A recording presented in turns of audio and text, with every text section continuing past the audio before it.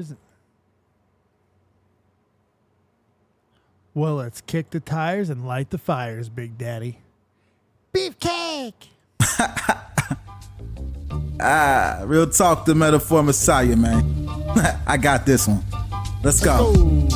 You ever seen the morning star? Mr. Metaphor Messiah, back to show you who we are. I represent a legacy, a pothead like the 70s, a different kind of mind. They say we only speak in melodies. Legend in the game, I think I found a solution. Got a crazy kind of flow, I need a verbal institution. Monster on the mic, I feel like hip-hop then adopted me. You pussy niggas shook, you let them turn this to a mockery. I give a fuck about their recognition. I'm trying to spit the fucking truth, somebody get the message. These politics, they overstate the obvious. They shooting like Stojakovic, it's war on every continent. Deeper than you know, I'm what you hate if you the government. Young black with heart, I put a hex on the establishment. Niggas playing patty cake and I was trying to regulate. A lot of them I emulate, but none of them I demonstrate. Hip-hop will never need a eulogy. They give us 10%, they trying to take away gratuity. Work for what you want, I learned that shit from fucking Aubrey. And she ain't never lied, I told her this was nothing new to me. This must be everything I'm dreaming. I wake up, my superstition say the government been scheming. Here we go, I roll up, they say the city lights is feeling me. My girl, she super real, she think that ain't nobody cool as me. Flying in Pacifics, I'll be ripping till I'm gone. I sit back and blaze away like I'm a Kim Elijah. But I guess that's what I need in life, cause I don't get no sleep at night. So I'ma just keep grinding till my people see the morning light. This may be everything I'm dreaming. I wake up, my superstition say the government. Mush Puffs, how you doing? It's a grand evening in the copious kingdom. It is 9/11, 2023, 22 years. Wow. Wow. Real talk to Metaphor Messiah. Thank you very much for the intro as always. How you guys doing? Hopefully you're having a fantastic night. Look, 22 years. If you can believe that 9/11 happened, it's unfathomable to me. So if you guys know this story, if you know where I was, you know why it resonates a little bit more. This is literally, for so many of us, 9/11 changed everything. It became a cliche. Everyone said it. But for me, I am actually somebody who didn't have a death attached to it.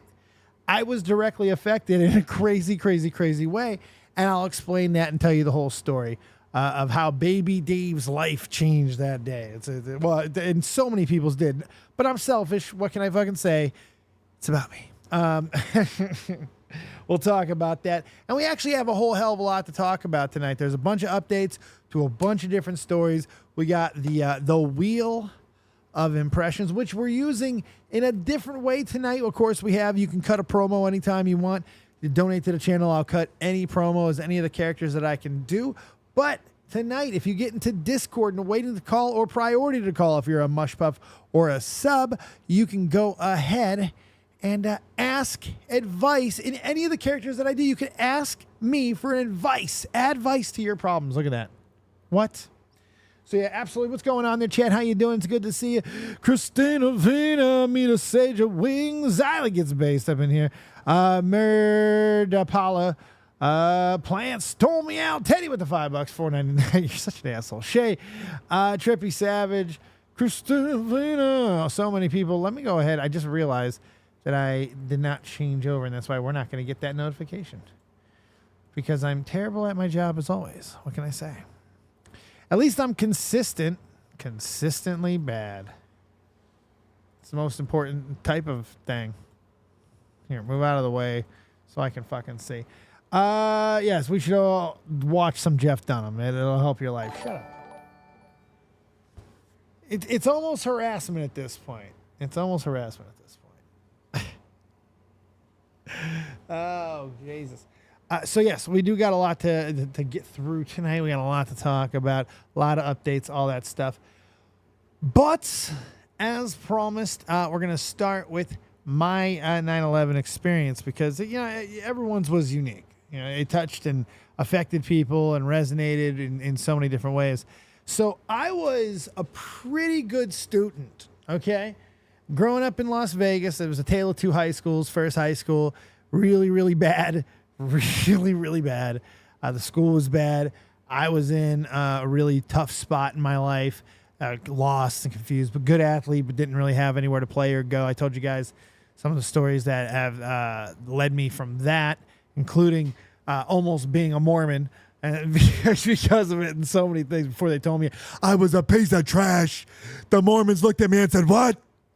What? You think that you could be a Mormon? What? You think you're jovial enough to be a Mormon? What? No, you piece of trash. Get the fuck out of here. That's pretty much what they said to me. But I mean, and then my last 2 years of high school, standout. I had a fantastic high school career. You know, I got into some colleges. I had some great offers. But there was something, I don't even know why. My father was a veteran. Not that it mattered. He stole his brother's identity and joined the Vietnam War. And this is all fucking true. Stole his brother's identity, joined the war, in the Air Force, became a sewer rat. True story. That was my father. My stepdad was a piece of shit. He was also military. My grandfather was Navy, but it was never a big thing in my family. I wanted to serve because I felt like it. You know, the reality is, and I've said this before, and this is true, I had a lot going on by the end of my high school career. In about a year span, my life changed like 4 times, as they do at that age. And I woke up one morning and saw the next 20 years of my life planned out, and it scared the living shit out of me. Scared the absolute bejesus out of me. And I wasn't ready for any of it. I knew that I wasn't. So I was like, what's going on in the world? Not much through the eyes of an 18-year-old in 2000, you know, when I'm being recruited by the Army. There wasn't much going on. You know, it didn't seem like it, at least. I didn't know. I didn't know what the Clintons did to the military. I had no fucking clue. I would later find out. But holy shit, no clue. Regardless, I joined the Army. I was going to join the Air Force, actually. Air Force was the optimum choice because I wanted to do broadcast journalism, and that was the best place to do it.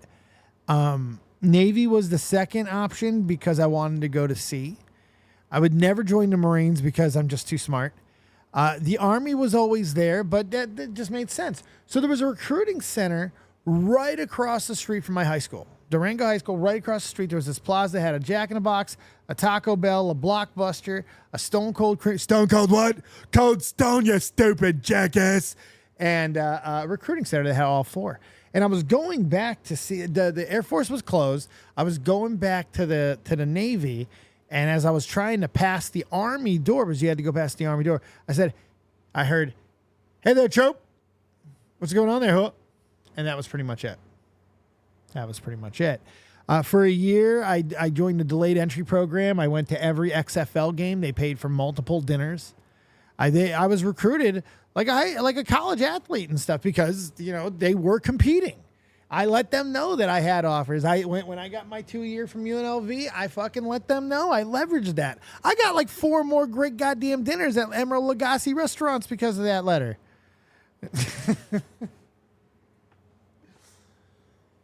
But I digress. So I decide to join. I graduate. I turn 18 May 21st, 2001. I graduate high school June 1st, 2001. And I partied up. It was right after that I would join wrestling school. I went to All American Wrestling Academy for 2 weeks because I wanted to do it before I left. I would also bungee jump and a whole bunch of other crazy shit in that time period because I didn't know. And there was nothing going on in the world, so I thought I was just going on vacation, you know? I went to UNLV, you're in Canada, fuck you. I love UNLV. It's a great, fuck you, it's a great school. I would have loved to have gone. So it was like, Germany was a big thing to me. Germany was the most important thing. It was more important than job. More important than job was Germany. I wanted Germany bad. I'm going to turn this. I'm noticing we're having that issue with the darkening again, so I'm going to go ahead and turn that one off because it helps a little bit. So it was crazy, but I got Germany, and I joined the Army, and I left on July 9th, 2001. And I was in, we were delayed for 7 days because so many people were joining the Army at that time. They were really focused on rebuilding the military, which is weird now. But for about, and it's funny because I didn't even really put a lot of this together, but I became friends with my recruiter, Staff Sergeant White. Yes. And I became friends with him, and he would tell me a lot of stuff like that. Like over the past 7-8 months, we had some of the highest recruiting rates that we had ever had. And he would say crazy shit like that to me. Like, and because we became friends over the course of a year, he was honest with me. He was like, statistically, whenever this happens, something usually pops off. It's just weird. It's like we almost know, conspiracy and all that type of shit. But it's true. If you look back, our recruiting numbers, I think 4 to almost goes back as far as 11 months before 9/11. They were on the rise. They were really starting to rebuild the military because after the Clinton administration, I'm not even trying to beat up on the Clintons right now because I'm scared for my life to do so. But no, they really did deplete the military. There was a lot of base closures. There was a lot of deals that were made overseas that would lead to base closures. There was a 60% base closure thing. They had a lot of fucking stuff that they did. So it was pretty insane that I was being told all this, but I didn't think anything because I'm 18. Nothing bad's gonna happen. I'm gonna go to Germany for 3 years and I'm gonna come back and everything will be peachy. So we're delayed about a week and a half because of how many people were in. And let's see. So let's say we actually start around July 15th. 2 weeks there. July, August. Yeah, right around week 7. Right around week 6, week 7. So maybe I was delayed about a month. It might have been closer to a month that we were delayed. We were delayed a while because right around week 6, week 7, we did our first live fire night exercise called Nick at Night. Okay, so we were getting ready to go out for the whole preparation for the entire week was this, getting ready for Nick at Night. First overnight, live fire, all kinds of shit like that, right? And this was in Fort Jackson, South Carolina. So we're prepped. We get up extra early where we ruck march out to where the buses pick us up, and then the buses take us the rest of the way because this is far out. This is a big range. It's the biggest range we've been to, and it's super fucking far out. So they bus us out there, but everything was different about this morning. And it was just a weird, eerie morning. Obviously, in retrospect, mornings of magnitude always feel so much more after you can think back on them. But it was a weird morning. The bus driver was quiet. They talked to the bus driver beforehand. There was always music on. There wasn't music on. Just a lot of weird shit. Everyone was quiet. And so this was the morning of 9/11. This was September 11th, 2001. And we're out there now at the Nick at Night live fire exercise. We do a couple of things, preparation, and then they just everything was just off. It was off. Everything was taking longer. All the drill sergeants seemed shook. Nobody fucking could figure out what's going on. We thought we were being fucked with. Like we were literally huddling into groups and talking about how we felt there was something going on, like we were being fucked with. Like they're preparing us for something. We didn't think anything bad was happening in the world. We just thought we were being fucked with, okay? So then out of nowhere, they scoop us all out of formation, because we're all down in the prone for like an hour, like just pulling security for like an hour. It was insane. I fell asleep. I always fell asleep. You put me down in the prone for an hour. I was a master at this. I took my Kevlar. I'd rest that on the fucking sights of the M16. I'd hang my head on the chin strap. Gone. Chin hammock. And it looked like I was maneuvering because I'd swing every so often. Oh, your boy had that shit locked up. You don't even know. I could have gotten fucking mouth-fucked by a squirrel. Anyway, so they pull us all back onto the buses, and they bring us back, and they pull us into the barracks, and they get us into the regular the gathering room, which we never went into, and we got chairs, which we never got, and we all sat down, and they wheeled in 3 TVs, old school style on the big fucking carts, bubble TVs. This was back then, so it was still common. It was like school and shit. And they turned it on, and we watched the aftermath of everything that was going on in 9/11. This was still early in the morning because we left so early. So we were catching everything, and it was... as an 18-year-old kid, I had never experienced anything like that. You know, like I had some hard times with my family, hot times, baby, with my family and everything. But I had never really experienced anything quite like this. You know, I had been beaten and things like that, but nothing world altering like this. You know, I'd had deaths, but nothing world altering. I'd never understood the concept of like even the Kuwait, you know, the Gulf War and all that shit. I was little. I was 7, you know, and then from that point all the way on until I'd go to college or go to high school or go join the army, peace. You know, very little, not too much. A building exploding every so often, maybe a fucking school shooting every couple of years, but other than that, everything was hunky fucking dory.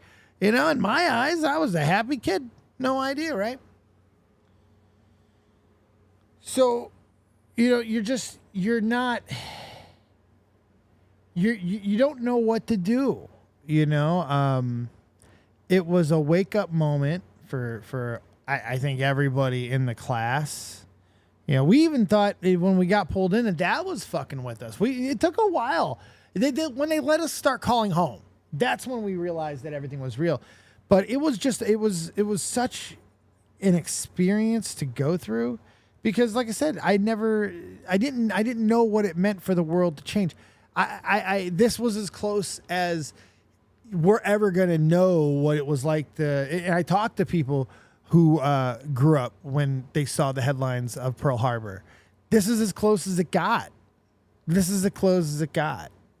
You know, and it's pretty insane when you think about that. You know, there's just not a lot of moments like that in the world.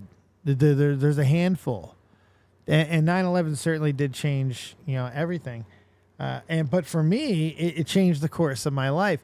I'll never forget this too, and I say this with a lot of shame because I look back on myself and judge myself even harshly as an 18-year-old kid. But I'll never forget this. I'll just never forget it. I remember in the moment hearing what happened, seeing, you know, on TV, and I'll never forget it. And to my greatest shame, I gave myself about 10 seconds of the most selfish thought I think you can have. I said, how could this happen to me? How could this happen to me? Why me? I actually said that in my head. 10 seconds, I allowed myself to think that somehow this was about me. Somehow that the world should care about how thank God I didn't have the fucking stupidity to say it out loud, but I certainly thought it. I knew that joining the army, I was more affected than the normal person. It's not like I was 18 years old and I was 6 weeks into an army contract that would have me for 3 to 8 years, you know, and then the world had never seen something quite like this. I had no idea. We were being told we might be fast tracked. We were being told all this crazy shit. So, I mean, I just didn't know. I was like, man, I could be at UNLV right now, bruh. I could be grounding fucking balls at Cashman Field. You know what I mean? I could be doing warm-ups right now at fucking Cashman Field.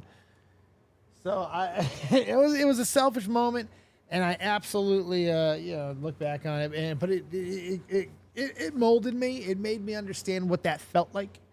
To think and feel like that.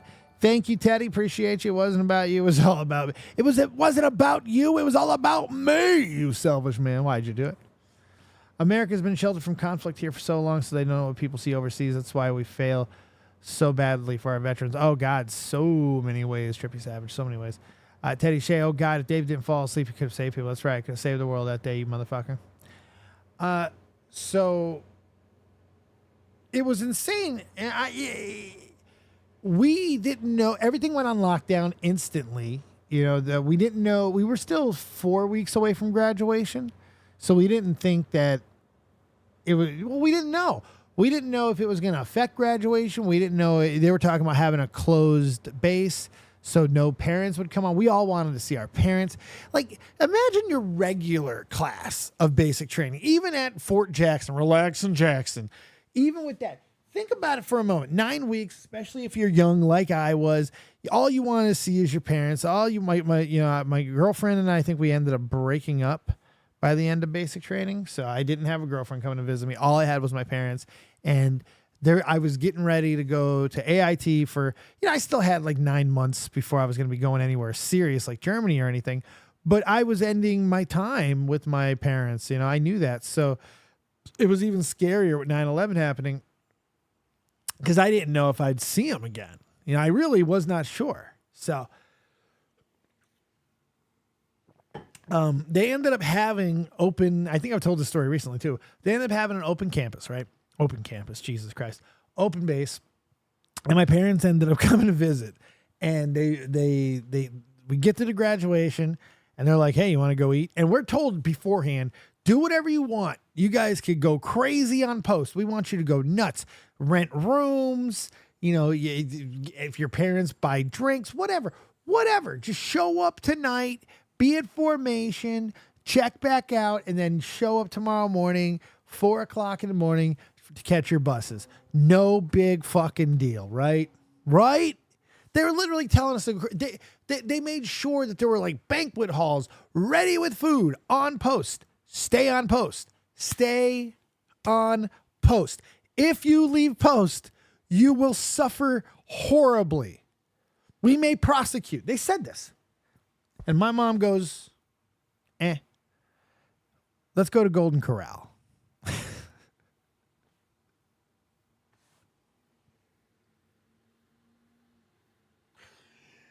Golden Corral's not on post, Dave. Golden Corral's off post. I want to go to Golden Corral. So I'm like, all right, fuck it. Go off post and I hide in the back seat. She's why the Mormons didn't want you. I know. She's almost why the Army didn't want me.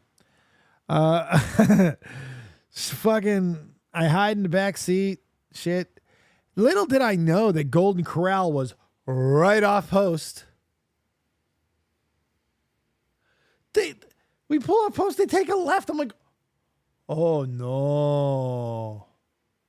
I'm like, we're not going to go in there, are we? Yeah, we're going to go in there. Like, oh no. We go in there. It's all soldiers and not anyone who was not in, you know what I mean? It was not anybody who was not supposed to be there. It was the entire cadre. It was everybody. My first sergeant, it was everybody. Everybody was there. I walked in there.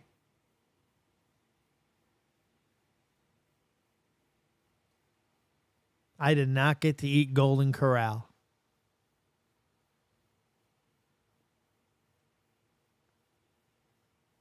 I tried to lie. Oh, it was so bad. My mom tried to lie. They made it take it back on post, and we tried to act like nothing happened. What's up, Pittsburgh boy? As always, Dave, thank you for your service. Thank you, buddy. I appreciate you. Send weed and money. It's always the best way to share tributes. It was fucking insane. So we try to act like nothing happened. And we're walking in the PX, just trying to act like nothing happened. And I start seeing this little tiny drill sergeant that I know all too well. Drill Sergeant Monroe. I forgot every other drill sergeant's name that I had. Even the really funny one who would tell us that our girlfriends were fucking other people when we were going to sleep. I forgot every single one of them, except Drill Sergeant Monroe. I'll never forget her name. She came up to here on me. She was a light-skinned black woman who had the loudest voice I've ever heard in my life, but not loud in the irritating way. She was clear and boisterous and firm. This woman was intimidating and respectful. She was just something cool about her. But she would smoke your fucking ass, boy. She would smoke your ass worse than the male drill sergeants. And if the male drill sergeants tried to get involved, she'd fight them. I watched this woman throw a punch 3 separate times at other drill sergeants while I was in fucking basic training, okay? This shit was wild. Drill Sergeant Monroe was on a whole nother motherfucking level, okay? That woman was something else. And she pulled me, she was land sharking the PX looking for me. Land sharking. She found my ass. She marched me back. They smoked me. They made me get in Class A's, threatened me, said I wasn't going to graduate, even though I already graduated. They said they were going to wash me out. They said they were going to kick me out. They said they were going to make me redo basic training. All this crazy shit. I mean, it was bad, man. They had me panicking. They said they were going to have my parents arrested. It was nuts. They made me stew for about 2 hours. Maybe getting full Class A uniforms kept me up all night. Put me in a room. They came in. It was about 11 p.m. at this point, and the drill sergeants all came in the room. 4 of them surrounded me. Said, "Here's what's gonna happen. You're gonna go clean out all the toilets. Everyone's going to sleep at midnight. We're closing everything down at midnight, and you're gonna clean all the toilets. Gonna clean them all." Actually, it might have been around 2 when we started, because people were still shitting for about 2 more hours and tearing those toilets up real good because the drill sergeants told them to. So 2 o'clock in the morning, I think me and a couple other guys, there was a couple other guys who I think were on extra duty as well, who ended up helping, but it was primarily me, and I had to clean out the men's and the women's bathrooms. I think it was like 64 toilets. It was horrible. It was fucking.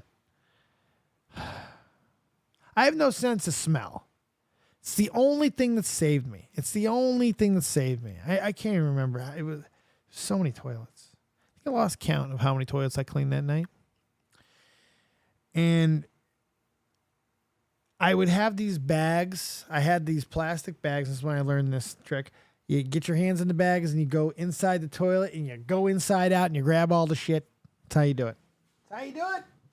Then you just wipe everything else down. I became an expert at toilet cleaning on that night.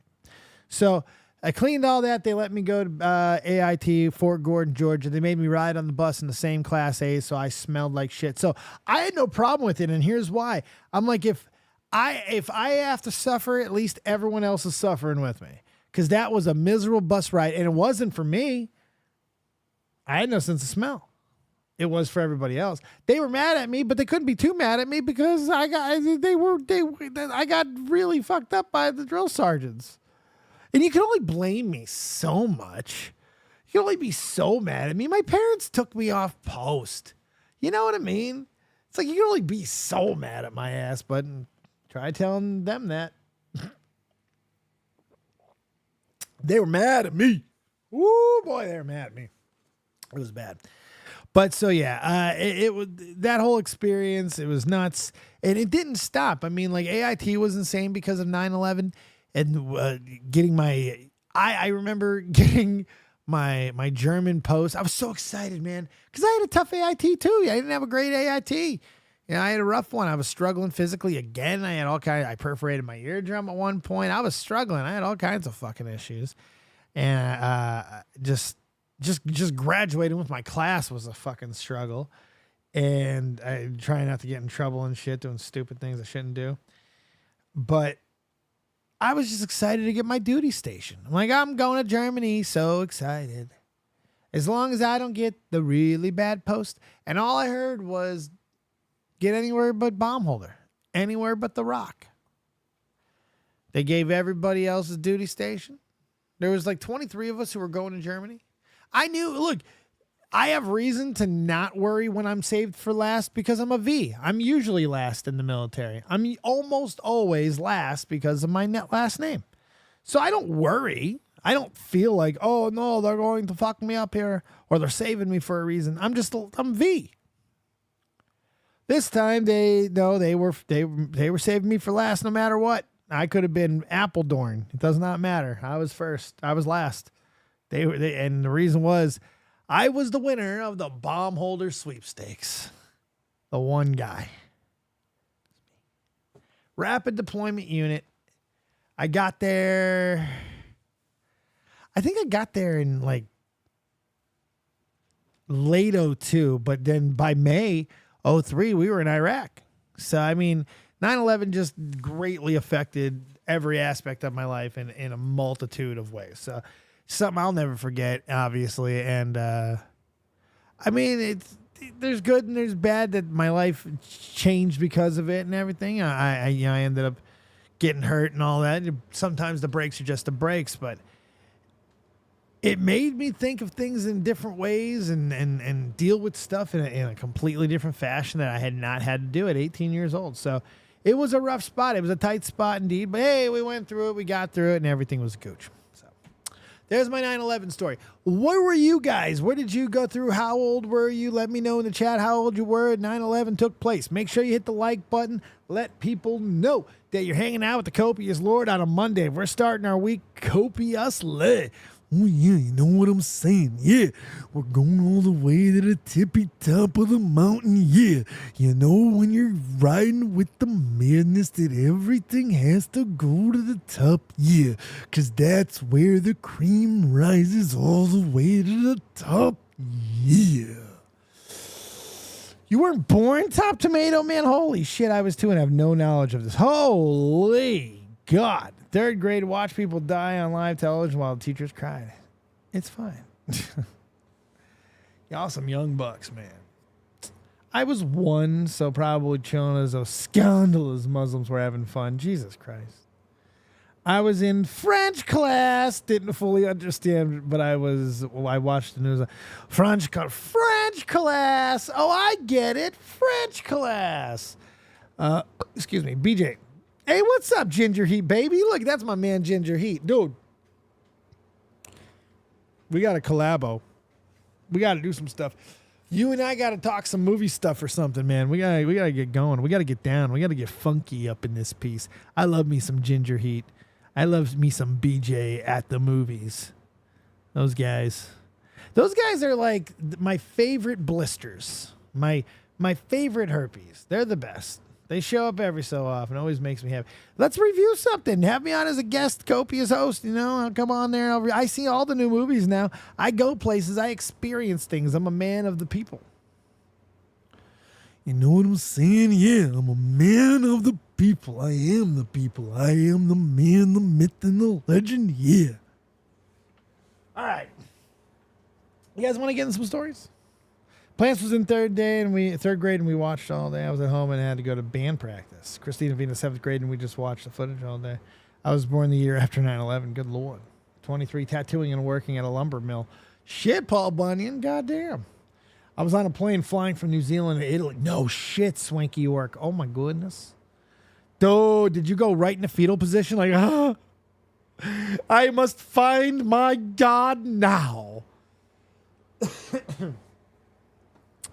Yeah, I was 5 or 6. It was show and tell day kind of, but your family would come in. Still remember whose family it was that day. I got to go home early because, yeah, it was, okay, I gotcha. Did you watch The Greatest Amazing Grace cover of all time? No. 2nd grade, watched kids go home left and right. Teachers crying, also from New York. Oh, wow. Yep. You guys went through it. You guys went through it. You did. You went through it. You did quite great. Went through it. The other side did it great. Who's this now? Let's take a call. You know, I hate that we're in fucking streamer mode. Disable that stupid shit. John. Why am I saying your name all fucking retardedly? I have no idea. John Bon Zombie used to work on the docks. Unmute your fucking mic and talk to me right now. John, you fucker. Unmute. You are not muted by me. You were in my way. Hello. Oh, yeah. Hello. Hey, eat that microphone some more. I got something else for you to eat. How's it going, brother? I'm fantastic. Why do you feel like you're living in your microphone? I have no idea because it's close to my mouth. It's afraid you can't hear inside me. your mouth. No, I can hear you. We can all hear you. And I'm Italian. I talk loud. Hey, I talk loud. And we talk. Okay, so while you talk, I'm going to move my hands wildly. And I just fucking hit my light. Oh, calm down. See, this is why we're not Italians. This is why I'm not an Italian. So you're talking about 9/11, right? I am. Okay, So, I'm not. Wait. Okay. I can't use comedic hand gestures if we're going to talk 9/11 now. Hold on. Go ahead. Go ahead. Okay, so the morning of which what happened, I got a call. It was like about 8:30. It was before the first plane hit. Wait. Rewind. What was about? It was about 8:30 in the morning. It was before the first plane hit. Toronto, Canada. I was like, I knew I sensed Canadian. I was like, what did you just say? I knew I heard the boot. I knew I heard that. A boot. All right, pitter patter. So, buddy of mine calls me, and it was just right after the first plane hit, right? He's like, dude, fucking World War III, fucking planes going into buildings, you got to turn on CNN. And he brought over an ounce of hash, and that's what we did all day, fucking watch CNN. He hashed up and watched CNN. That's how the Canadians dealt with it. Well, dude, you know what? At the time, I was trying to get into the military, and I'm telling you, man, I would have went and helped if I could have, bro. Yeah. I swear to God. How old were you? I swear to God, man. I was 22. Oh, wow. Yeah, man. Yeah, man. I was. Were you watching Cool Runnings? Yeah, man. Feel the rhythm. Feel the rhyme. Get on up. It's bobsled time. Cool Runnings. One of my favorite movies of all fucking time. We'll call it Tallulah. What type of stupid name is Tallulah? My mother's name was Tallulah. It's a good name. It's a good name. They call me Hot Stepper. Fucking Jamaica, we have a bobsled. Show me pride. I see power. Fucking love that movie, man. John Candy, dude. Fucking. Anyways. Yeah, man. So you know what? Like, so many. I knew some firefighters from Toronto that even went and helped. Oh yeah. And what they told me when they came back was just horrifying, bro. Horrifying, dude. Warzone shit. I read. I don't like to read all the horrific stuff that comes out of all the 9/11 things. But if you go and you read some of the articles from the survivors, not even the survivors, just the memorial museum, everything that they pull from the wreckage and the stories that are attributed to some of the devices and things. Like there's some cell phones that were used like moments before there's all kinds of just horrible, tragic things. And there's some amazing stories about people saving each other, that there were survivors that were high up and were able to get down, and some of them saved each other. Oh yeah. It's insane. It's really harrowing. Dude, and then like the video, not to be morbid, but the video of like people throwing themselves off the buildings was just, dude, oh my God, it was just crazy, man. And yeah, dude, it was a horrifying thing to watch, and I felt for everybody that day. Like, you don't even like watching that. It was like, you didn't feel anything. Your face was melting off. What are you talking about? Don't just sit here and lie. The hash took care of all that. I had to start microdosing after that, you know, the trauma.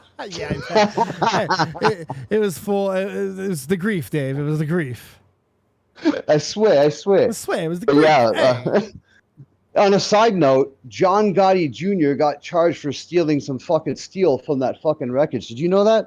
I did not know that. Did he really? Yeah. Why did he do that? Mafia shit went down, and people got busted for stealing, like, because during the wreckage, like after the wreckage when they were cleaning up, a bunch of construction companies got contracts to go clean it up. And you know how that works, right? Yeah, so down there, yeah. Dude, those beams are worth a lot of money, man. Oh, yeah, you know? I bet. All that steel and shit, so yeah. Do you know the melting point, though? That's the important thing. Do you know at one point the melting, what melting point the steel beams will start to bend? That's the important thing of when they start to bend. Oh, my God, conspiracy theories all around us.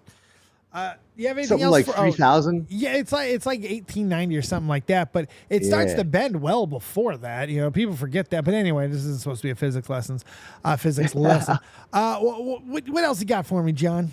I'm about to get into not much, man. I'm just chilling. Listen, you have a good night. I'm gonna watch the rest of the show. Everyone, fucking what's up? And love you guys. Love you. Well, love you too. That was very sweet. Have a good night. You too, brother. Happy everybody. I love him too. Steel beams can't melt jet fuel. Jet fuel can't melt steel beams. Your face can't melt your face. It's okay. It's all gonna be all right. I love some John Bon Zombie. How sweet was that? All right. So look. This is Pete Crow Armstrong, okay? He is the latest Chicago Cubs call-up. He just got called up today. I was excited about him because he is our best prospect. He is one of the top prospects in all of baseball. He is very, very exciting. This kid is a 5-tool player. And the reason why he's on screen with this woman, who some of you might know who this is. Some of you might know who that woman is. I know somebody in the chat is Dr. Shivago. What's up, baby? How you doing? Touch that tip. It's good to see you. But do you know who that lady is standing next to Pete Crow Armstrong? Well, first off, it's his mother, but she's also an actress. And this picture is from a movie that is near and dear to my heart. And ironically enough, it's a baseball movie. It was called Little Big League. That's right. That's fucking right. And it makes me happy. It makes me so happy. I can't even begin to tell you how happy it makes me. So it's pretty cool. It's a pretty neat little story. This kid's getting called up with a mom with a connection to a movie like that is near and dear to a lot of people's hearts. And this kid can rake. He can rake. He can absolutely rake. And if you saw Little Big League, you know that's a badass movie. Badass movie. We got some updates from last week. We got a few things. If you guys want to call in, get in a waiting call, you can sound off on anything that we have to talk about. From you can give some 9/11 stories if you like. You can also talk about any of the stories that we have here for you now, or anything that you just want to get off your chest. Or you can use the Ask Your Favorite Impression feature tonight. And if you have advice that you need and you want one of the characters that I do to give you that advice, $5 to the channel, you can get yourself advice. It's better than 25 cents from Lucy, baby. Drew Barrymore and the Hollywood strike is about to take a little bit of a turn here. Drew is bringing her talk show back amid all of the Hollywood strikes. I own this choice. Drew Barrymore has confirmed she is back in the studios despite being picketed. CBS Media Ventures revealed last week the fourth season of Drew Barrymore's show would premiere on September 18th. Barrymore did not comment on her decision to return amid the ongoing Writers Guild America and Screen Actors Guild strikes until Sunday, September 10th. Teddy with $10. Can you do a Cartman voice and tell a 9/11 story? Oh, you son of a bitch. Streamlabs, motherfucker, next time. Yes. Yes. Hold on. Let me think of. Let me find a quick 9/11 story. I'll just tell the 9/11 story. I'll tell the story of 9/11. You ready? This is $5. It's not that long. On the morning of 11 September 2001, 19 Al-Qaeda terrorists hijacked 4 commercial passenger planes in the United States. 2 planes were flown into the Twin Towers of the World Trade Center in New York City, causing both towers to collapse. A 3rd plane was crashed into the Pentagon just outside of Washington, D.C. There you go. There you go. Piece of shit. So Drew, she stated on her statement post on Instagram, I own this choice. This was on yesterday. We are in compliance with not discussing and promoting film and television that is struck of any kind. But the WGA took to X, formerly known as Twitter, to encourage picketers outside of her show studios in New York City on Monday, September 11th. So she's actually filming today. I'm glad you're happy, Teddy. You're welcome, Teddy. I'm glad you're happy. Join us in holding a picket line at the Drew Barrymore show as they resume taping in the middle of the Hollywood strikes. Showing her solidarity with WGA, Barrymore had previously stepped down from hosting the MTV and Movie Awards on May 4th. I love the MTV family, and we will be back next year together. I hope you can still watch the awards with me Sunday, as much it has such wonderful moments to enjoy. I stand with the SAG and all that stuff. In her latest statement, Barrymore explained she walked away from hosting because she had a direct conflict with what the strike was dealing with, which was studios, streamers, film, and television. But now she's making the decision to return to her talk show. I want to be there to provide what writers do so well, which is a way to bring us together or help us make sense of the human experience. I hope for a resolve for everyone as soon as possible. We have navigated difficult times since we first came on air. So I take it step forward to start season 4 once again with astute humility. Drew Barrymore short lost in 2020, but for sensitive times, it only functioned through the real world going on in real time. So Season 4 is scheduled to include celebrity hairstylist Chris Appleton as the new segment titled Take Care Everywhere. Drew is the founder of the Menopause Boot Camp. Dr. Suzanne Gilbert Lenz. The talk show will continue to feature segments such as Drew Gooders, designed by Drew, and the Cookbook Club. However, Drew will not be able to feature actors promoting movies and scripted TV shows from studios within the Alliance of Motion Pictures and Television Producers, who typically make up the sizable part of her slate. So she's going to make it more about herself. So I was saying, when I first saw this, I was like, okay, I really think that she should probably just go to podcast. But that seems like that's exactly what she's doing. She's going to go Skeleton Crew, and she's not going to be talking about she's not going to be breaking any of the rules within. So she's going to be back on TV, but how much is she really breaking the rule? I don't know. It's a tough one because it's still scabby, but they're going to want to start working again. You know, especially some of these aging people, because they do have people to take care of as well. It's a tough one. As much as I want to damn her, and I do, because I do love Drew Barrymore, but I really do think they need to stay solid at this point. You know, they've gone this far with it. You know, it's a fight worth fighting. At the very least, you've got to get the streaming sites to release the numbers. It's a tough fight. It's a tough fight because you got to really just pick a side when it comes to what you believe. You know, if you think that because there's been sales of the original content and the people got paid for the original job, that their likenesses should not make them any money, even though they're being used to make other people money. I don't know if I can accept that. You know, I get that the people bought the rights and then had made plans to make money off the rights, but you're still using the original works to make money. You know what I mean? You're past the profit of your own investment. So I don't know. To me, I think that there's a way to rectify all this, and I don't know if it's just to make a fund. I was talking about this with Riveter yesterday. I don't know what the best way to go about it, but they're going to have to come to some sort of reconcilable conclusion sooner rather than later, because you got people like Drew Barrymore, who's been outspoken, who's now taking the other step. It's just, you're going to have to do something. It's tough. They want to pay for just one day of work and then use their likenesses in perpetuity. Absolutely. And I don't like the perpetuity clauses. I'm not a fan of it. I think there should be something there, because it's not like they're just giving away the content. They're still using that content to make money, and there should always be residuals. There's residuals off of music from, estates still make money off of residuals from songs that are used in jingles that were made years ago. It just, and that has transformed.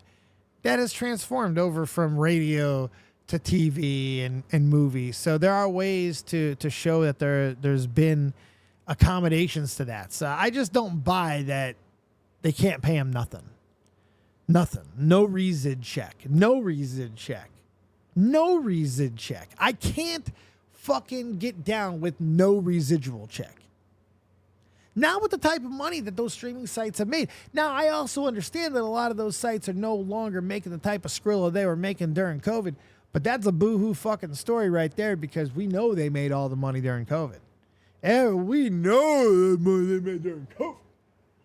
But where do you stand on this? Because it is a tough one. Do you hate Drew Barrymore? Is it possible? I think in this situation, this is about as close as it can get, because this has been a hot button subject for a lot of people. So crazy. All right. Little deaf noodles here. So into more activism here. It's, for the last month, 2 months, we've been seeing a lot of these activists going in the middle of the streets and disrupting traffic. People are starting to get tired of it, and we're going to see more things. Unfortunately, people have already gotten tired of it, and there's already been a lot of little actions where people have been hit with cars, but it's getting a little more serious, and people are starting to lose their tempers here. I can't.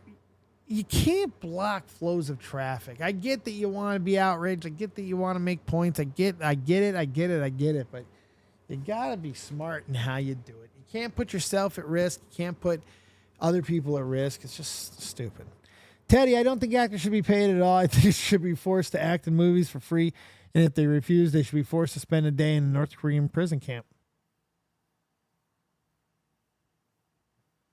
perspective. It's important. Boom.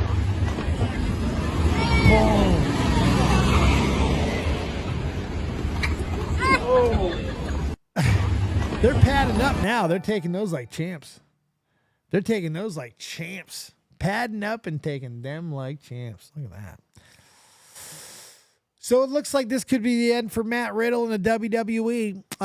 Earlier in the week, this is another update story to stuff we had earlier this week. Matt Riddle put out a tweet that stated he was sexually assaulted at the airport. He was touched, but he would later delete the tweet after it would come out that there wasn't any reports of it. And in fact, the people at the airport said that it was amicable. Everybody kind of parted way. In fact, he was apologetic in the situation, so they were kind of taken aback by why he would come out publicly and state something else. Matt Riddle has dealt with a lot of issues during his time in wrestling, just like he dealt with a lot of issues during his time in MMA. Matt Riddle just deals with a lot of issues because Matt Riddle is an issue. And he continues to be one. And it looks like WWE may be done with the Matt Riddle experiment, at least for now. So after the incident, JFK, Matt Riddle is not at tonight's WWE Raw taping. The sources have stated as of this writing, he is no longer expected to work this weekend's live event in Idaho and Washington, which he was booked on. And there's a lot of other reports coming that there is a lot of talk that he is expected to be released in any given day. So it might be it for Matt Riddle. And Fake Ass Twat, you're 100% right. Matt Riddle just cannot stay out of his own way. Cannot. It's impossible. It's not good. But speaking of Monday Night Raw tonight, for every episode, which there are copious amounts of for so many years, every single one of them has been under the ownership directly of Vince McMahon and subsequently the entire McMahon family. Tonight is the end of that. As crazy as a statement as that is for me to utter, tonight is the final Monday Night Raw that will ever be owned fully by Vince McMahon. The Endeavor deal with UFC is expected to complete tomorrow. Vince McMahon will no longer have full control over WWE, and the end of an era after many, many decade-long family run, fully in charge at the top. That's a crazy statement. Good, bad, or indifferent, Vince McMahon has changed the landscape and fabric of not only wrestling, but many different facets of entertainment. He's been so integral and important to many different production aspects, and it's translated over into other realms, including football. The XFL and all of its failures helped the NFL come up with new angles in filming and photography that they had not used up until that point. Vince used the strategy that was used against him by WCW to help the NFL fix problems that they didn't even know that they had yet.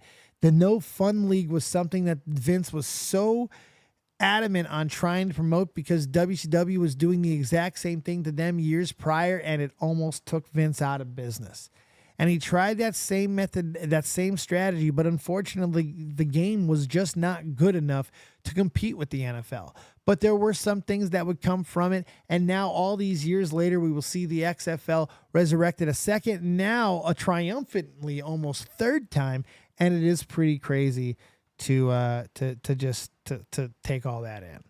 Now, unfortunately, over the past few years, Vince McMahon has taken it into his own hands to sully his reputation. Now, I think it's fair to say that throughout the entirety of his existence as a wrestling promoter, there has been many points that you can point to and state that he's already done that. Whether it's the Jimmy Fly Snuka cover up, whether it be the steroids and subsequent Congress investigations, whether it be the Owen Hart situation, whether it be the Bret Hart situation, whether it be any of the myriad of other deaths, strange occurrences, rehabs, wrestlers out of control, and other things that can kind of in one way, shape, form, or fashion be laid at the feet and foundry of Vince McMahon.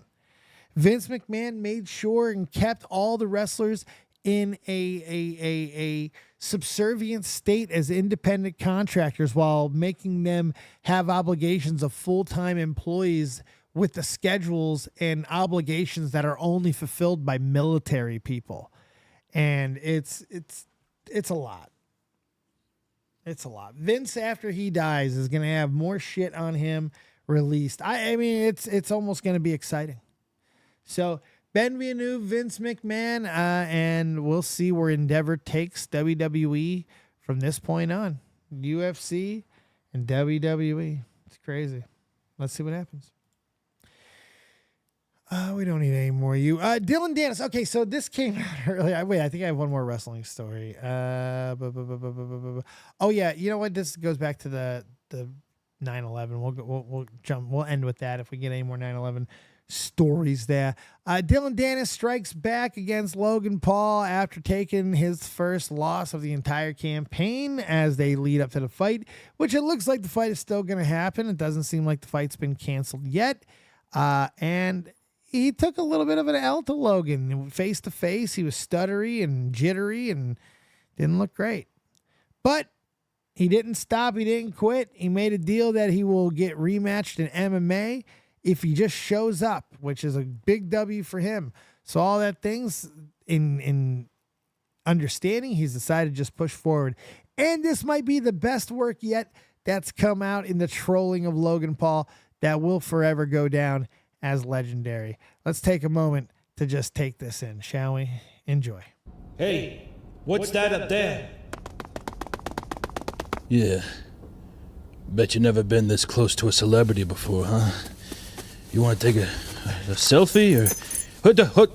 Don't focus down there. Here, look back up here. Here, have a prime. You go ahead and drink that. Yeah, have a prime. Have yourself a prime. Yeah. Yeah, it's smooth, isn't it? Yes, oops, sorry. I thought you might have been dying or passing away there. No, that's okay. There we go. There it is. Huh. Not much in here. That's okay. I'll tell you what, though. That's a great shirt. No, I've never seen this, Trippy Savage. I've never seen this before. This is great. I didn't even know this was old. Oh, yeah, it feels nice. Yeah, let me just get that off here real quick. Let me just get that off. There you go. Oh, man. Your body's disgusting. Oh, you got to work on that. I mean, here, check. Give this to Meat Cannon. He earned it. I'll show you my Meat Cannon. How about that? The yogurt slinger. Meat Cannon is awesome. Thanks so much, Teddy. Check this out. Whoa! It's okay. Go ahead. You can look. I know, it's pretty remarkable. I know I look good. Look at that. You want to touch it? It looks like this. And I better get those shoes from you, too. Here. You stop squirming. Stop squirming. Here. Mike! Mike, come help with this! Yeah. Oh, Man, God. Logan's been working on so much crazy stuff this my God. year. He's a total workhorse. Right, Logan? Sure. Yeah, sure. Just here. Let's get those panties off. Here. Get on your back! Yeah. What the He's trustworthy, too. How far does this go? Wait a minute. I don't know how much more of this I should play. How far does this go? I'm starting to get uncomfortable here, guys. I don't know if I should play this much more. This is getting a little, You sure I can play this? I'm not sure if I can play this. He's the best. I love him. I am trustworthy, aren't I, boy? Yeah, Logan. You are. Can I get paid now, or can I already paid you, remember? This stuff is for Daddy, okay? Now, I know you might be mad. Listen, I hear you. I am just as upset as you are. That's why I have a video to show you. Here, let me find it real quickly. It's like, this usually tends to calm people down a bit. Oops, not that one. That's for another thing. Let me see. Nah, not that one. No, not that one either. Well, I'll find something for you to chew on soon enough. But, I don't know. Just give it a week. Give it a month. I don't know. You'll forget all about this, and we'll be even Stevens. All right, buddy? Thanks again. Mike, come on! That's pretty great. I've never seen that. That's pretty amazing. That's pretty amazing. Mike, come on! Oh, hey, look, for all my wine drinkers out there, and after that skit, you might need a nice little glass of Merlot. Well, if you need some red, if you're into it, go to the streets of Laveria, Portugal, where it's flooded with red wine after a distillery's 2.2 million liter tank blew up. Look at that. Look at that.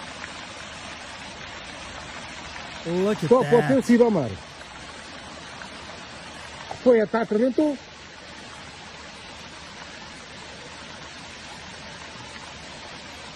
2.2 million liters worth of fucking wine. Holy shit.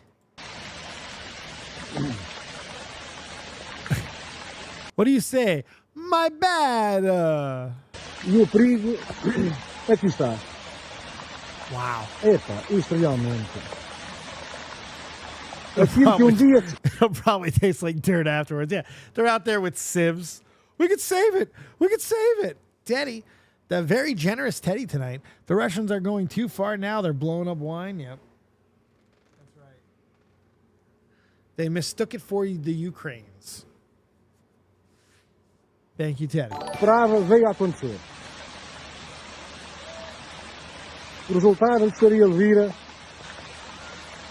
Vejam só. After the first liter, I won't care. Get your glasses. Vejam como é que vai ficar o Rio Elvira. That's crazy. Vejam só. Look at the wake there. Volta lá acima, Mário. There's some pissed off people. They lost a lot of monies. So this is kind of a fucked up video. I'm not gonna lie. I don't know all the full context. I saw a shorter version that Keemstar put out. This version's a little bit longer. I'm gonna say this might be fucked up Twitch video of the year. There is a lot that goes on in this video. I don't understand everything that's happening. Here's what I think is going down. The two young gentlemen on the left, one filming, one recording, over on the very left here, they are streaming and they're having a little bit of a conversation with the other two gentlemen in the background who were touching their equipment, okay? So something happens, but I want you to watch, and then I want you to listen to the sound effects, and I want you to listen to the donation afterwards. This may be the most fucked up video of the year for so many different ways. Sit back, relax, and enjoy. Yeah, man. What? Just don't grab my camera. All you have to say don't grab nothing. Oh. Anonymous sent $3 Hiroshima, Nagasaki, Hiroshima, Nagasaki, Hiroshima, Nagasaki, Hiroshima, Nagasaki, Hiroshima, Nagasaki, Hiroshima, Nagasaki, Hiroshima, Nagasaki, Hiroshima. What's going on? What the fuck? You could hear this man grunt as he fucking punches both of these guys. And if you listen to the second one, the coin dropping, listen to this again. This is fucking crazy. Anonymous sent $3 Hiroshima.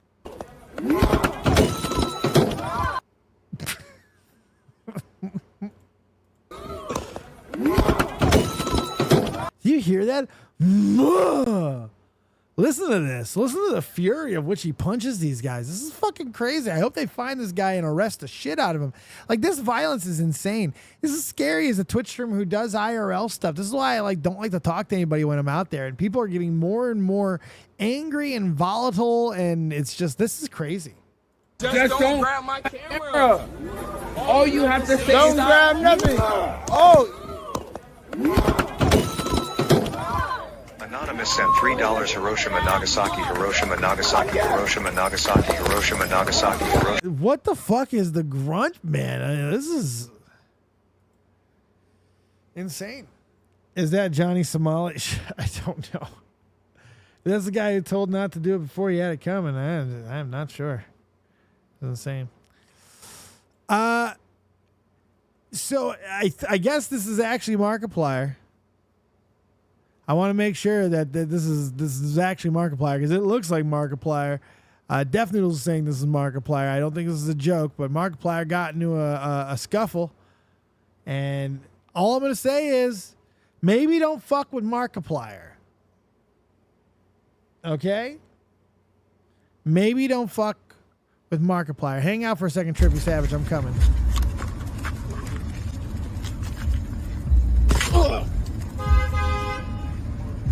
Fuck you! Fucking piece of shit!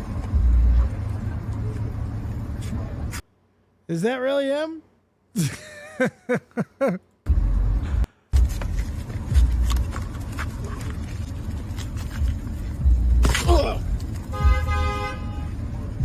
Fuck you! Sounds like it could be him. I don't know. The more I'm looking at him, I don't know if it's him or not. But I mean, Def Noodles wouldn't be wrong on something like that, would he? Not seeing anybody challenge it in the chat. I'm not seeing one person even say, oh, wait, no, there we go. Just Def Noodles spreading misinformation. Look at that drop there. That's crazy. So there we go. Now we got people starting to question. My dumb ass thought that was actually Mark for a second. So it's not Mark. Def Noodles with misinformation. All right. So more and more people are starting to say it's not Mark. It's not Mark. Let's see if it is Mark. See there, it kind of looks like him there. Let's see if there's anything. It's too funny. But right, he's a little too flubby. Let's see. Is it Markiplier? Markiplier Road Fight. Let's see. Nah, I don't think it's him. I don't think it's him. Yeah, I think it's safe. It's not him. Damn you, Def Noodles. Damn you. Can't you? I see. I trust the guy. See, I go and I trust the guy. And what happens? What happens?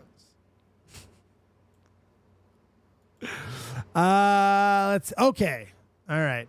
So here's a little update from the situation that we covered yesterday with Mila Kunis and Ashton Kutcher. Before we do that, too, let's go bring in Trippy Savage. Where's my mouse? There we go. We're going to go and bring in Trippy Savage right now. We're going to go and see how he's doing some way, somehow. Right. I got to say to him, what's up, my man? I'm going to welcome into the copious land. You got to go ahead and speak in your mic, right, or I will go ahead and steal your bike. What? How you doing, Trippy Savage? You can hear me okay? I can hear you okay. Okay, cool. So the guy who hit the two in real life streamers, okay, so the in real life streamers are the ones that Riveter was covering like a month ago. Really? That were going to the Asian, they were riding the buses and the trains and saying all sorts of racist things. Really? People were doing the Nagasaki, Hiroshima thing. Yeah. Over the thing, and they got in a bunch of trouble for it. And they're like, we're going to get prosecuted, thrown out of the country. No People were threatening them. Shit. Those are the guys. Okay, well, I'm okay with this. Now I feel better. Yeah, those are the guys. So they got what was coming to them. Definitely karma. Definitely some karma. Good God. Yeah. The dono makes a lot more sense now. Yeah, so I just wanted to let you know, because I was like, man, no, don't feel bad for these dudes. No, I appreciate that. Tipster, $5. My good pal Markiplier would never be so violent. Never trust that Def Noodles. All right, bro. That's all I wanted. I wanted to just kind of give you the lowdown on that. I appreciate you. I appreciate you. All right, later, brother. Hey, I hope you're doing well, my friend. I hope you're doing well. Yeah, always. Yeah, I'm getting by. Good. We gotta lay something down soon, bro. Oh, that'd be cool. Yeah, we gotta do something. All right, man. Have a good night. Later. Trippy Savage, everybody. Trippy Savage. Go check him out. Thank you, Tippy. Or Fake Tipster, whatever that is. Yeah, they had Yakuza and they forced him to apologize. Jesus. Who will apologize? So here's another update. We got the Mila Kunis Ashton Kutcher story. Chrissy Carnell Bixler, Jane Doe number 3, victim of Danny Masterson, posted this statement on Instagram, where she says February 21st, 2001. She's talking about the day that Ashley Erlin, Ashton Kutcher's girlfriend at the time, was murdered by serial killer Michael Gargulo, now on death row. Ashton went to her house that night and claimed that he knocked on the door. There was no answer, knocked again, and once again, no answer. At this point, I pretty much assumed she had left for the night, and I was late and said she was upset. I saw that there was red wine on the carpet, but that wasn't alarming because I went to her house. I went to the house party days before, and it was like a college party. I didn't think much of it. Did something else happen, though? Did Danny Masterson actually help him make a plan? My head is spinning. So what they're referencing is this, which is, I actually did not know about this. I forgot completely about Ashton Kutcher's ex-girlfriend. So listen to this. This is crazy. Dear Ashton, I know the secrets of your role model keeps for you, ones that would end you. Did you forget I was there? You were on speaker that night you called Danny on February 21st, 2001. I heard everything. I heard the plan. In my opinion, you're just as sick as your mentor. Dear Mila, I pray you begin to process what you experienced as a child on that set. Your old interviews are very telling. I encourage everyone to watch them and decide for yourselves what you hear and see. Do so before they get scrubbed for the internet, which is actually happening. They're getting harder and harder to find. I also know about what happened in Toronto and after. Question if that's what you view as normal relationship with a big brother figure, then I feel very sad for you, and I hope you consider yourself getting into therapy. You must all forget I was there the whole time for those first 5 years of that 70s show. I remember everything. I have a feeling we're going to get a lot more out of this story before it's all said and done.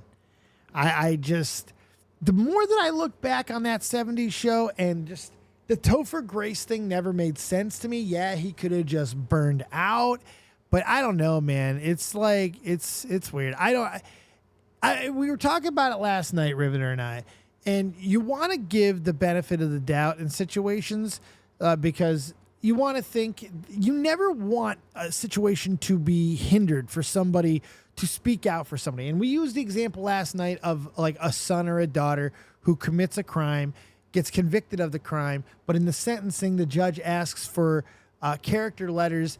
As a parent, you're going to give that. You're not going to not give that because you know your kid. If your kid was good up to that point, or the person that you knew was good up to that point, you're going to want to give that. But with these leaks and this, and then the use of it to go after the people, whether it's warranted or not, it's going to make it harder for people to want to advocate for people in the future. It is going to hinder parts of the legal process. You got 1 point in the entire trial to be able to speak to the judge in non-legalese. You get to use the judge's discretion here. You get to actually talk to him as a human being outside of just his robe. He gets to think like a human for like the first fucking time. These types of situations, these leaks, they can really hinder that. And it does worry me. It's not to say that they don't deserve criticism for who they support and all that type of stuff. I just don't know if it's the right way to go about it, especially when there seems to be so many other angles that are kind of being ignored up to this point. This third victim has a lot to say, and I just got a feeling there's going to be a lot that comes out from all of this. So buckle up. Danny Masterson in jail for a very long time, and I just don't know where the story's going to go from that point. And yeah, I know Mila being a kid on the show, and like a lot of her interviews from back then are kind of hard to watch, man. Especially like in the middle of the success of the show, where she, by season 5 or 6, she was grown up. She was older at that point, 4 and 5 even. She was older. And she was starting doing interviews talking about when she was 14. Some of those were really creepy and weird. And no, Topher's still keeping his head down for the most part. Let's see if he's put any sort of information out. Topher Grace. He has returned to the show. He came in for that 90s show, which I really enjoyed. Topher Grace wife Ashley Hershaw sends a message to rape survivors. Fans say Danny Masterson sentence vindicates Topher Grace's rumors. Topher Grace's wife breaks silence after that 70s show. Star supports Danny. Topher Grace responds to Danny Masterson rape case. All right, let's see what we got here. What Topher Grace said about defending Danny Masterson. Let's see what old Toph has to say. Come on, go away. Go away, ads. We don't like you. Okay. Trigger warning. This article contains description of sexual violence. Yep. Topher Grace and Danny Masterson were co-stars. We know that. On the sitcom, if you're someone who knows experienced sexual violence, feel free to please do so. That's to everybody in the chat as well. Masterson, who played Stephen Hyde on the show, was convicted of 2 counts of rape in May of 2023, sentenced in August 20-30 years to life in prison. Mr. Masterson, I know that you're sitting here steadfast in your claims of innocence, thus no doubt feeling victimized by justice has failed you. Mr. Masterson, you are not the victim here. It was good. Let's get to where the Topher Grace thing. Because that's... How did Topher Grace react to Danny Masterson's conviction? Topher Grace has not made a public statement about that 70 Show co-star after his conviction. However, his wife posted on her Instagram story a statement of support for the victims. To every rape victim that has re-traumatized by witnessing society debate and focus their attention on what is going to happen to the rapist, I see you. That's actually a pretty poignant statement. You know, look. The world is going to look at different angles of every situation. I don't know if it's always right to take shots or make people feel bad for not seeing every angle that you see or other people sees and all that, because there are so many different facets. Or is it fair to automatically assume because they are talking about one aspect of it that they're not thinking about the victims and stuff like that? I don't know if that's a very fair statement at the end of the day, but I understand where she's coming from with it. Completely understand that. So let's see here. It's good to see a statement like that. In 2018, Grace told the Hollywood Reporter that he never saw any type of behavior during his time on the 70s Show. I feel like it sounds like I'm defending him, but the truth is I never saw any of that stuff. I was, of that cast, the most boring. So when it came to going out after the show or partying, I was just boring. Though he didn't make a statement on that 70s Show or applauding him for years, Topher Grace is depicted like he was a stuck-up asshole for not being besties with the rest of that 70s Show cast. But guess who didn't write a letter in defense of the rapist this year? Yeah, it's true. Yeah, it's true. It's true. It's so funny. It's Sophie Turner, Conan O'Brien, Topher Grace is all one public favor this week by doing absolutely nothing but staying silent and minding their goddamn business.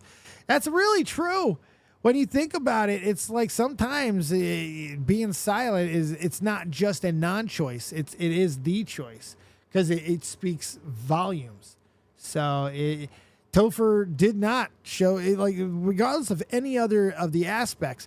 You can look back at his own statements where he says he didn't see anything, but he also didn't write a letter. So pretty interesting. Pretty interesting. So this whole pretentious thing about Topher Grace might be dispelled after all. So pretty interesting. Silence is loud. Yeah, absolutely. The way that you utilize any of those silences or words are just as important as the silence of the words themselves.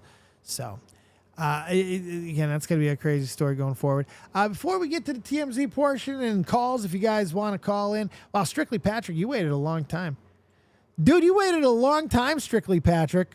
Holy God, I forgot that you were even there still. Are you unmuted? Unmute yourself, God damn it, Patrick. I was unmuted. Can you hear me all right now? I can hear you now. Jesus, why did you wait till an hour and 18 minutes? Well, I wasn't that long in there, I don't think. I was never testing came stuff in. out. I was waiting for you to come in and waiting to call. You never came in. I've done an hour and 18 minutes. Oh my God. I just put together the time zone thing. I thought you meant 7 my time. Oh, you jerk face. You didn't know I've been live for an hour and 18 minutes now? No. You're a special boy, Patrick. Oh my God. I'm so sorry. No, you found your home here, let me say. Like this is perfect. This is beautiful. Let me ask you. As far as my time goes, I'm on time. Yeah, I mean, if you look at it from a really weird, fucked up perspective, you're 100% right. It's me for being the problematic one here. Oh yeah, absolutely. How much do you have? What do you have? You got a lot of questions? One question? I just have the one real big question, but I also was wondering, kind of with what today is and kind of seeing how your feelings and thoughts are on that, being it's 26 years later. Well, I think it's actually 22 years later, but that's okay. And we never thought you were a mathlete. But that's... well, it's 26, 97. What? Yeah, when Bell had that What? caller come in on 97 in 1997, he had the guy come in from Area 51. You're a fucking idiot. That's what we remember, right? That's what we're all here, right? About this day, yeah. That's the important thing about this date. Yeah, well done, Patrick. I talked about some 9/11 stuff earlier in the show, so if you want to go back, actually, I told the entire story. I have a pretty poignant story about 9/11 because I was in basic training when it happened. Okay. All right. Well, this the question that I have for the question from the community is probably going to feed back in and around to that. Well, let's go. All right. So I come from the history side of the commentary community. I started watching Tro and Tom and all that, and got into Nick, and Nick got me into Tommy into you guys. So it's been a real fun ride. 6 degrees of douchebaggery. All right. Yeah. Your degrees of separation, however you want to put them. Yeah. But no, my question is, I've not heard the story of how you and Tommy met up. I know that you both served together. Mm-hmm. I know that you were superior, but neither through his stream or your stream. I don't think I've ever heard that. So we weren't directly in the same, like I was never above him. I was a higher rank, and I retired as a higher rank. Superior isn't the correct her. I would never, as much as I would love to, because good Lord, would that feel good. I can't go that far. Although I was higher ranked. But I've never used that against him, that cocksucker, not once. Oh my God. Why did you not pull that card? Because I'm just not that guy. I'm built different. I'm a good person. I'm a good guy. Yeah, I know. I'm a good loyal friend. But it's Tommy. It is Tommy, so fuck him. I met Tommy. Now, so him and I disagree on a couple of aspects of our friendship, of how it started. I remember meeting him randomly, and he remembers meeting me a little unrandomly.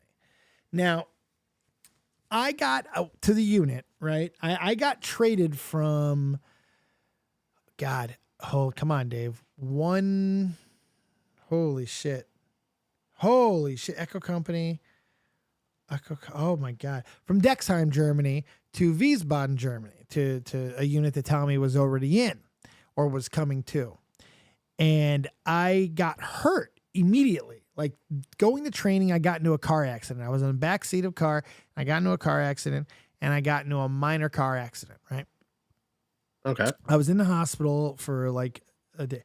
Wait, no, was that? Yeah. I ended up being in the hospital, I think, overnight. Was it that one? Was it that one? No. It might have been. Yeah, it had to be with one of the surgeries. But regardless, I was in the hospital, and Tommy and his family came and visited me. And I did not know who he was. I had not known who the hell he was. And he came and visited me with his family. And from that moment on, I just thought he was a really cool dude. You know, he was at least enough to talk to him. Little did I know that he was one of the loudmouth motherfucking people I've ever met in my life. And I also didn't know that I'd never get rid of him. Yeah, I could see that. So we had a few things in common. We didn't have a lot in common, but we enjoyed playing poker. So that's kind of where the friendship started. We started playing poker together at a couple of places. We'd run into each other. He started infecting my poker group. I started inviting him over to my poker nights. He started having his own poker nights. We'd both end up getting out of the army, and we just maintained contact because that's Tommy. You know, Tommy would just continue. I could see that. Yeah, he just talks to everybody, and I'm not. I'm out of sight, out of mind. I was ready to never talk to anybody ever again after I got out. I move on. I'm on to the next one. See you. Bye-bye. But that's me. But Tommy and I have maintained friendship for. So 2007 is when I remember meeting him. So math it up. Good. This is 16 years. 16 fucking years, if you can believe that. So how the hell did he talk you into doing a hockey show? So we were playing poker a lot, and I had written a book. So, okay, I got hurt in 2004 originally. 2007, I got hurt more so, medically evacuated from Iraq, would be sent back after a temporary nerve block was put in me. They would send me back to Iraq without doctor's permission. The temporary nerve block would go away. I'd be medically evacuated again and sent back to Germany, medically retired in 2010. Throughout that time, I would gain a couple 100 pounds. I was bedridden. I went from bedridden to wheelchair to walker. I just got off the cane about 2 years ago. And poker was one of the things that I used to help keep me social, to help keep me sane, and Tommy was a big part of that. I started writing in 2010. I was always a writer, but I started writing again in 2010. I actually wrote a book in 2012, 11, something like that, which is still for sale on Amazon.com. Yeah, I've heard you were quite the prolific vlogger blogger. I don't know if we'll go all that far, but yes, I wrote some blogs that would be turned into a book. But Tommy was talking about, and I helped create the first television studio at my high school. We had a closed circuit television program, news program we did once a week and all this stuff. So I've always loved entertainment. I always wanted to be an entertainer. I was in theater, all this type of stuff. So Tommy starts talking about doing like a podcast, and I hated football at the time. I thought football was dying and I really was getting out of it. And Tommy started talking about hockey and the Blackhawks were getting good and all this stuff. So everything was kind of going around the same. And I discovered how beautiful of a sport hockey is. And he was like, well, do you want to do something? I'm going to start this podcast. I'm going to start talking about hockey. I'm like, all right. So we he does one episode, and then I come on the very next one. I don't even know if the first one was officially shot from the point. And we just started up, and it just continues right from there. We were hockey at first, and then I talk about everything. I'm a great derailer. Anything that's on my mind, I'm going to bring up. So the end of the show started being that. It started being us talking about other topics where we get into like nerd stuff, some topics that I would have. And that would kind of start to morph what Shot from the Point would turn into. It would kind of become more of a little bit of everything, and we'd go further away from hockey. Tommy and I were probably our most legendary thing about us is that we go years without talking to each other sometimes. It's happened a couple of times. We've had a couple fuck you fights and didn't talk for a year both times. Now it's crazy because we're on great terms. I'm so happy for all of his success, but we're so busy. And ever since I've been out of Germany and my life's changed in so many different ways, we just don't talk. I haven't been able to get my schedule back to where I've been able to go back on Shot from the Point regularly. Now his schedule's changed so much to where there's not even a Sunday show anymore. It's rough. I miss my buddy in some aspects, but in others, he's gone on to do so. I'm just glad to see him having fun and kind of enjoying this stage of his life, because it's different than any other time that I've seen him before. For good, bad, or indifferent, so yeah, it's great to watch as somebody who has just cheered him on and kind of just loved him for 16 years. So it's fun to see what he does from this point on. Yeah, I think it's going to be exciting. I've always liked you guys, and I kind of use that very, very, very broadly, but Tommy, yourself, and a bunch of others, because you guys take these topics that, I don't know, they're not always necessarily enjoyable. And you got somebody calling somebody else a pedophile and a rapist and essays and all this stuff. And yeah, it's just, you guys make them enjoyable. So as a viewer, a passionate viewer of you guys for a while now, I just wanted to thank you for that. Well, mucho apreciado, buddy. That means a lot. It really does. Passion 76 PJ, what's the book called? The Chronicles of LJ Stevens. Teddy, $4.99 last dono. This guy sounds like a charismatic flamenco. You do have a pretty good voice there. Well, thank you. I don't know if I like that flamenco part of it, though. I don't know if you should like that.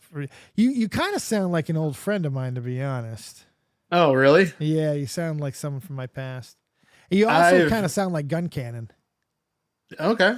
Yeah. I've not been on air, but I have been in around the community. I'm sure you remember maybe a member stream about 6 months ago where someone asked you to tell about the Pokemon in Germany story. Oh yeah, that was you. Okay, all right. That would have been me. That. Yep. There you go. Yep. Nice. Okay. So I've been into some of the lore for a while. Well, that's good shit. Well, I appreciate you putting me in a poll. I appreciate me dominating that poll, sitting on top and I appreciate of the poll. participating. You know, it's a really good day that whenever there's a poll involved, that I can sit on it instead of D-Max. Because, we know D-Max loves sitting on the poll. I'm going to refrain from comment on there. I'm just saying, I don't know. I just heard he likes sitting on top of the poll. I already enjoyed it. I've heard he's really passionate about film. That's all. I've heard he's passionate about being on top of the poll. I'll take your word for it. I've just heard it. I don't know if it's true. I'm not a reporter. I'm not calling you a liar. I'm not stating a fact or not. I appreciate you having me on, though, Dave. It's no problem. We appreciate you having here, Mr. Patrick. Have yourself a fantastic rest of your evening. Tell the kids where they can find you on the way out. I'm working on a project right now. I've actually been talking with Critical Shogun about maybe setting up a Discord. I might dip my toe into starting to do some more YouTube stuff. Dip your toe, Deuteronomy. Dip your toe. You might as well get after it. Why not? I'm going to try. Why not? Worst I could do is fail, and I'm back where I am now. Yeah, exactly. So. Who cares about sucking? Yeah. I've done it all my life. I'm good at it. There you go. D-Max isn't the only one who likes the poll. Have a great night. $20 is $20. $20 is $20.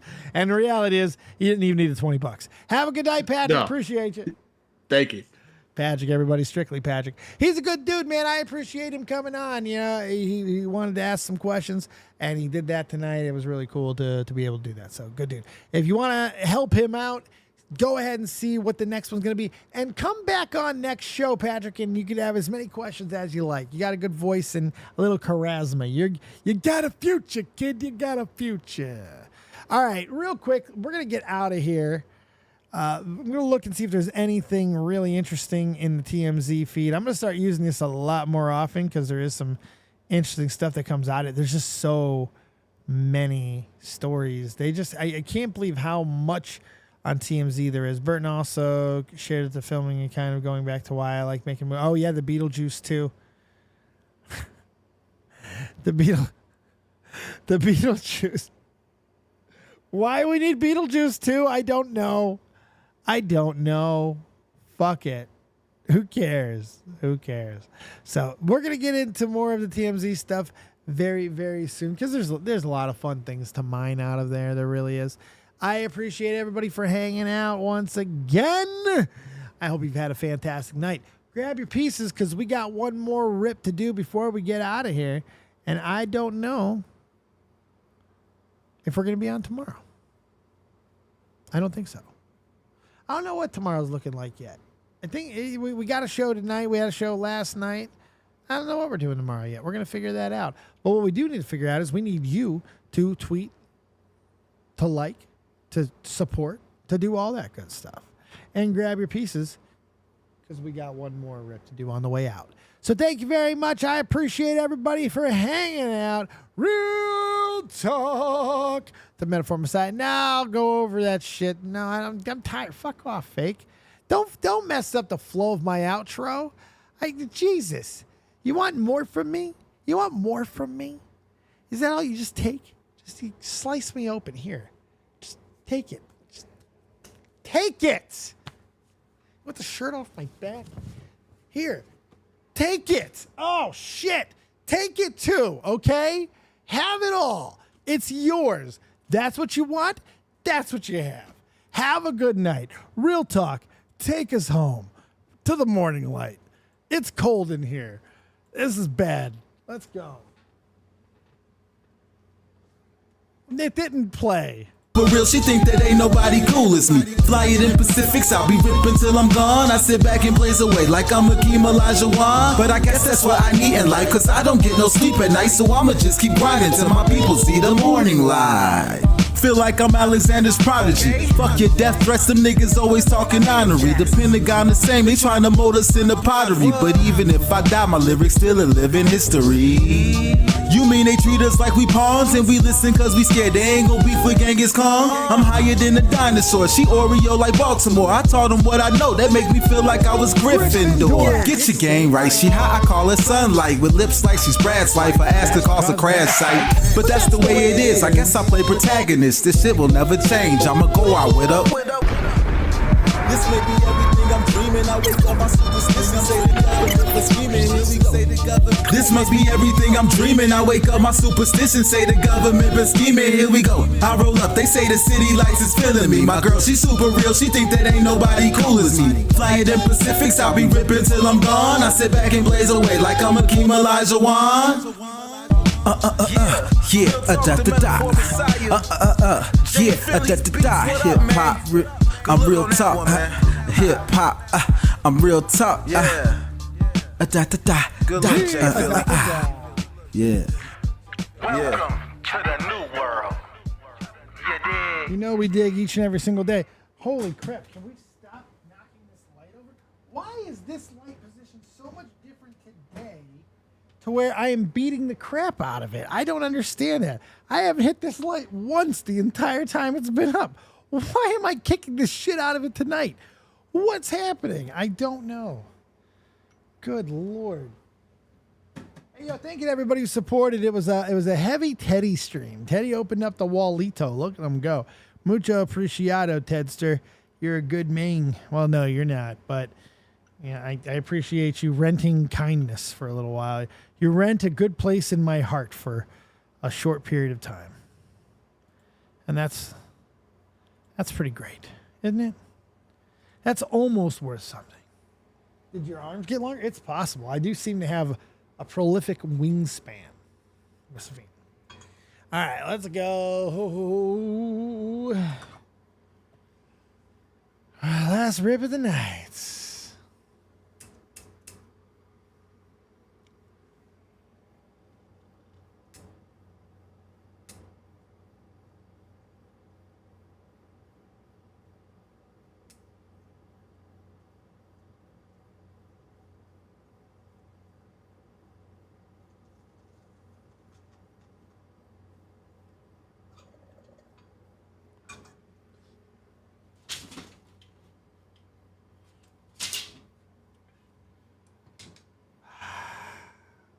Keep it copious.